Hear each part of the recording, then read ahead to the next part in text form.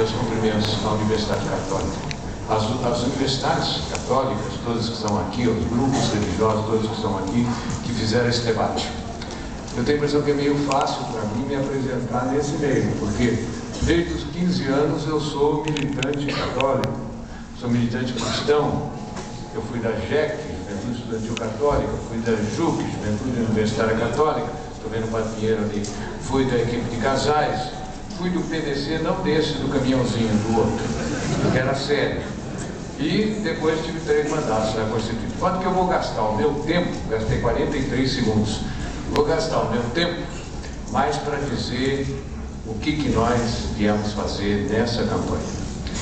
E dizer o seguinte: a candidatura do PSOL é uma candidatura diferente das outras 3. Nós queremos marcar essa diferença. Nós queremos que ela fique clara para todos. De certa maneira, nós somos adversários dos três juntos.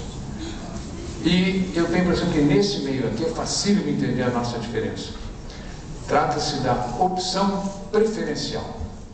Como vocês sabem, a igreja fez em Medellín, depois em Puebla, depois agora em Aparecida, né, a opção preferencial pelos pobres.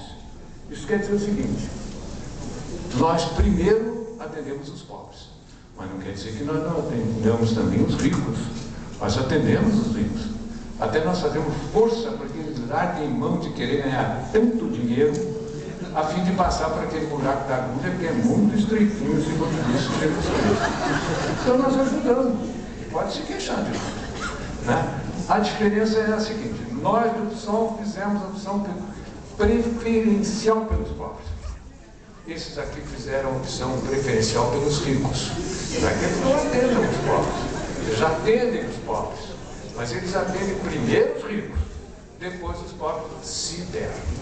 E é por isso que eles têm melhoras. Vão fazer várias propostas aqui hoje de melhoras. Nós não vamos fazer proposta de melhoras. Nós vamos, seguindo a opção preferencial, fazer a proposta da igualdade. A igualdade entre as pessoas. A igualdade que é a proposta do socialismo, que é a proposta do Cristo, que é a proposta da igreja. E é por isso que nós propomos uma enorme distribuição da riqueza.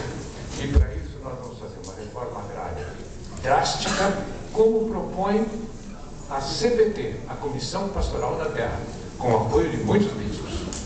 Nós vamos fazer uma reforma urbana, nós vamos fazer a redução da jornada de trabalho sem redução do salário.